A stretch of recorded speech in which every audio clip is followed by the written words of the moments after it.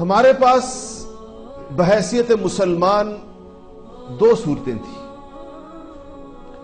ایک صورت یہ تھی کہ ہم لوگوں کو دنیاوی فائدے پہنچاتے، دنیاوی فائدے بھی پہنچاتے، وہ کام کرتے جس سے انسانیت کے لیے دنیا کے اندر زندگی گزارنا آسان ہوتی، راحتیں ان کے لیے پیدا کرتے، خدمت خلق کرتے، رفاہی کام کرتے، انسانوں کو فائدہ پہنچانے والی چیزیں ایجاد کرتے، انسانوں کی زندگیاں آسان اور سہل بنانے کی کوشش کرتے. اس میدان میں تو بحیثیت امت ہم نے کچھ بھی نہیں کیا. چھوٹی سے چھوٹی چیز کے اندر ہم اغیار کے محتاج ہیں. دوسرا فائدہ ہمارا یہ ہو سکتا تھا کہ اگر ان مادی اور دنیاوی چیزوں کے اندر ہم غیر مسلموں سے آگے نہیں نکل سکے تھے تو ہماری زندگیاں کچھ آخرت کے اعتبار سے بڑی مثالی اور نمونے کی ہوتی.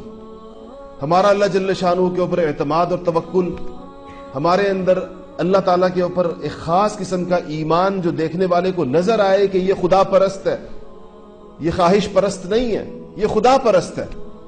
اس کے نزدیک قرآن نے کہا ہے کہ انسانوں کی دو تقسیمیں کی ہیں. افرأیت من اتخذ الہہ ہواہ، قرآن پوچھتا ہے، اللہ پوچھتے ہیں تم نے ان لوگوں کو دیکھا ہے؟ کیا نہیں دیکھا ان لوگوں کو جنہوں نے اپنی خواہشات کو اپنا خدا بنا رکھا ہے؟ یعنی خواہش کی مانتے ہیں، جو ان کے دل میں خواہش پیدا ہوتی ہے اس کو پورا کرنے کے لیے مچل جاتے ہیں اور کر کے چھوڑتے ہیں ہر قسم کے حلال اور حرام کے پیمانوں سے بے نیاز ہو کر. دل میں جس چیز کو کھانے کا دل چاہا اس کو کھایا حلال اور حرام دیکھے بغیر، جس چیز کو کرنے کا دل چاہا اس کو کیا، اپنے کان، ہاتھ، ناک، آنکھیں، اپنی سوچ فکر ہر طریقے سے استعمال کی جیسے اس کے دل اور اس کے نفس نے چاہا یا جیسے شیطان نے سجایا. تو اس کو کہتے ہیں خواہش پرست انسان دنیا کے اندر. خدا پرست وہ ہوتا ہے جس نے اپنے نفس کو اور اپنی خواہشات کو لگام ڈالی ہوئی ہوتی ہے اور کسی ایسی خواہش کی جانب وہ عمل نہیں کرتا اس کے اوپر جس کے بارے میں اس کو پتا ہو کہ اللہ جل شانہ نے مجھے اس سے روکا ہے.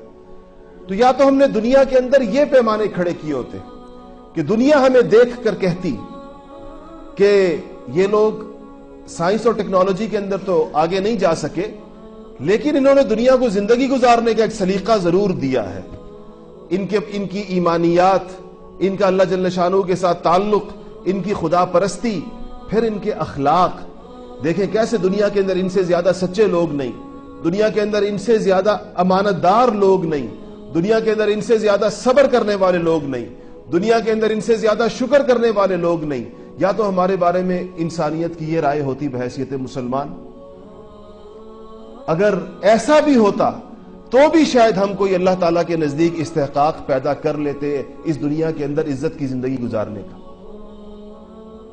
کہ ہم کہتے ہیں یہ استحقاق اس کے اندر دوسری قوموں سے ہم آگے ہیں، ہم سے زیادہ سچا روئے زمین پر کوئی نہیں، ہم سے زیادہ امانت دار کوئی نہیں، ہمارے اندر چوری چکاری، بدعنوانی، ملاوٹ، ان چیزوں کا دھوکہ دہی، اس کا کوئی گزر بسر نہیں ہمارے معاشرے کے اندر. ہم مسلمانوں کا معاشرہ ہے، ہم جانتے ہی نہیں یہ کس کو کہتے ہیں، ملاوٹ کس کو کہتے ہیں، چوری کس کو کہتے ہیں، دھوکہ کس کو کہتے ہیں، بدعنوانی اور کرپشن کس کو کہتے ہیں، رشوت کس کو کہتے ہیں، ظلم کس کو کہتے ہیں. ہم اس کو جانتے ہی نہیں، اس لیے کہ ہم تو مسلمانوں کا معاشرہ. اگر یہ استحقاق بھی امت مسلمہ نے پیدا کیا ہوتا آج، تو اللہ جل شانہ کی نگاہوں کے اندر ہم اتنے بے قیمت نہ ہوتے جتنا اس وقت امت بحیثیت مجموعی ہے. جمال الوجود بذكر الإله وتصفو الحياة بنور هدى. جمال الوجود بذكر الإله وتصفو الحياة بنور هدى. وتطلب نفس له سعد إلى منتهى. فؤاد شغوف إلى ربه أحب رضاه أحب لقاه. يظل يجيء إلى ربوة قرار